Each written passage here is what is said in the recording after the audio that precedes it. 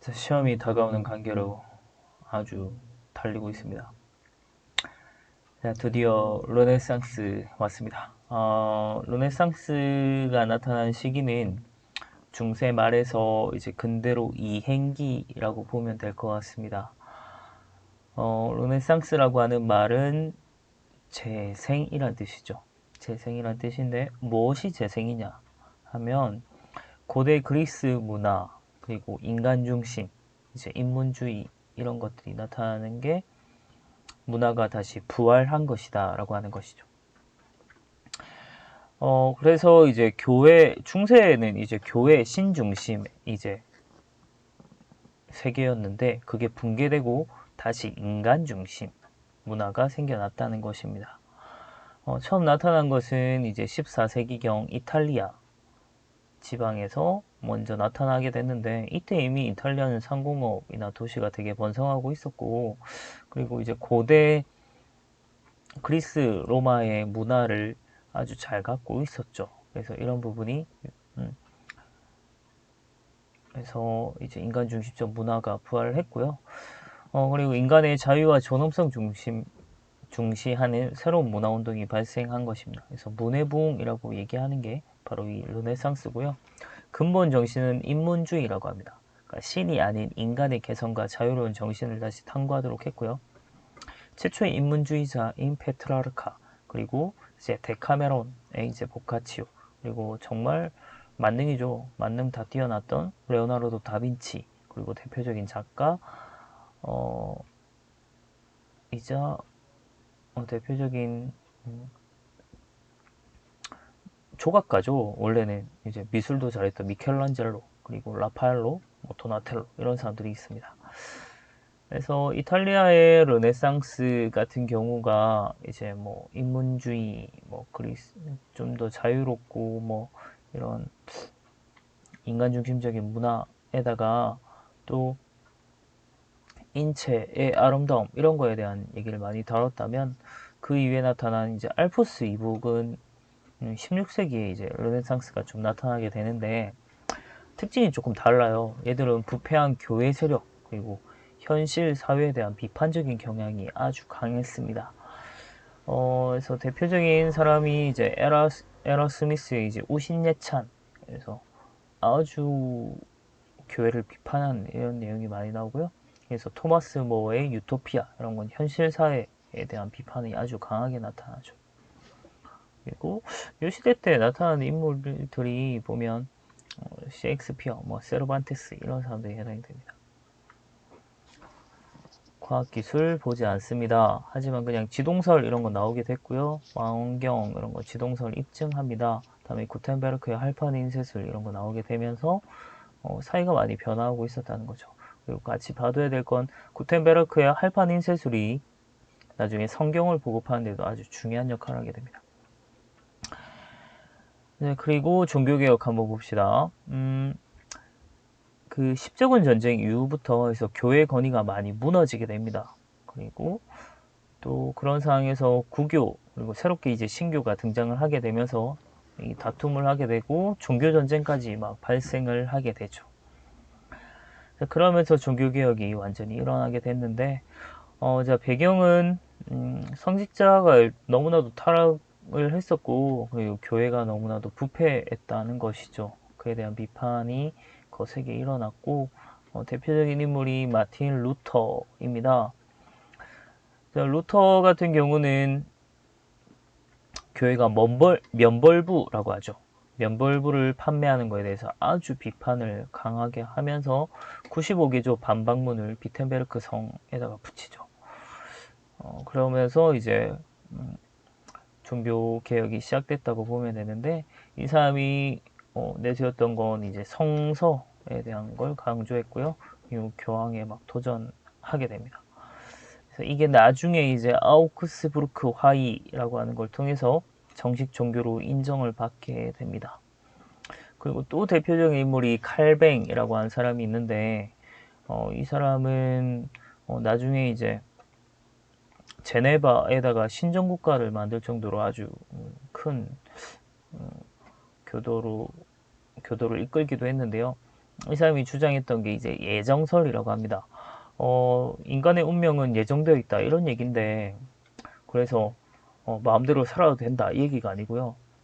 인간의 운명은 신에 의해 예정되어 있지만 그 구원을 받기 위해서 열심히 살아야 한다라고 주장한 게 바로 예정설입니다.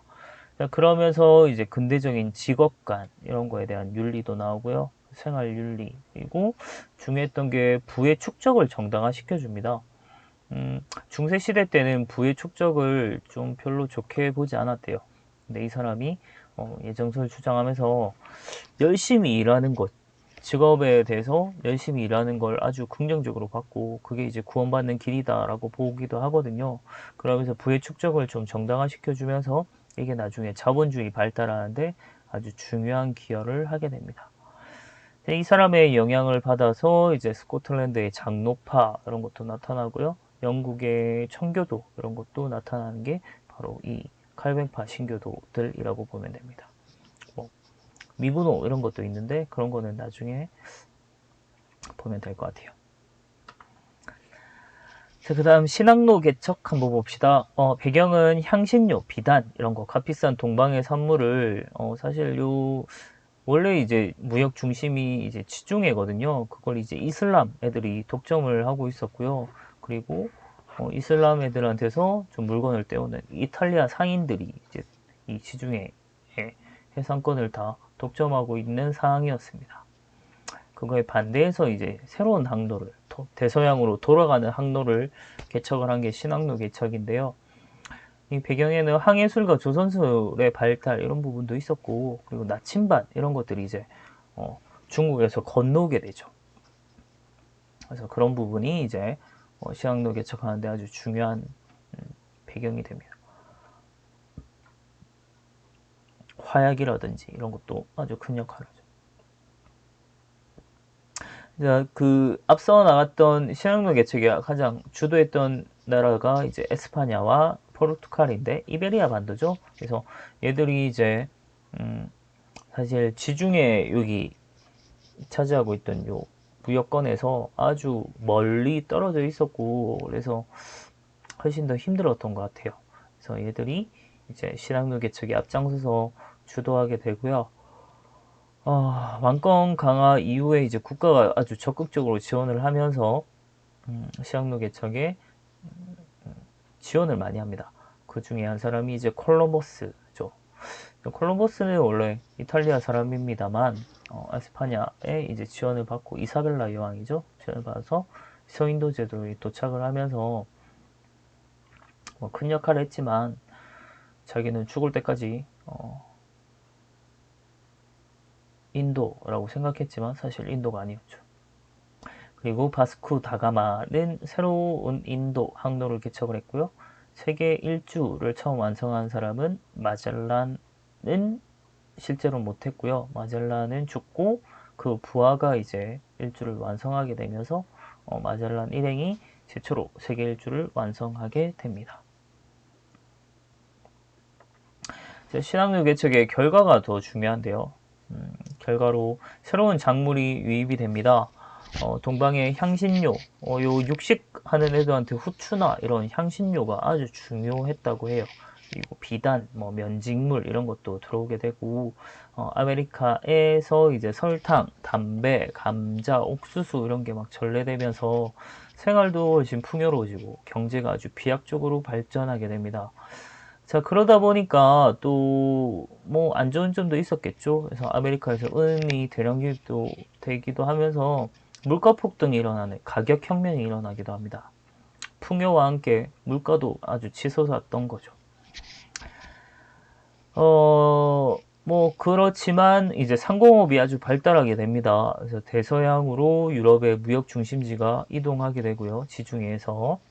그리고 유럽의 상공업과 금융업이 획기적으로 발달되게 되고 이때 이미 뭐 주식회사라든지 그런 근대적인 기업이 막 출현하기도 하고 유럽의 자본주의 발달하는데 중요한 발판을 마련했던 게 바로 이 신항로 개척의 결과라고 보면 되겠죠. 자, 이로써 이제 동서양의 만남과 문명의 교류가 확대됐다라고 얘기는 하지만 얘들의 입장이고요. 사실 동양의 입장에서 그리고 나중에 아프리카, 뭐 아메리카 이런 데 입장에서 봤을 때는 엄청난 침략이죠. 그래서 엄청난 침탈을 당하게 됩니다. 뭐 코르테스라고 하는 사람이 이제 멕시코에 있었던 아스테카라고 하는 제국을 정복을 했고요. 페루에 있던 잉카 제국은 이제 피사로라는 사람이 정복하기도 하죠. 아주 적은 수로 이 사람들 다 원주민들을 막살하기도 하고요. 그러면서 아시아, 아메리카 그리고 아프리카까지 뭐 식민지에 놓이게 되고 하는데 중요한 것이 바로 이 신학로 개척이라고 보면 되겠죠.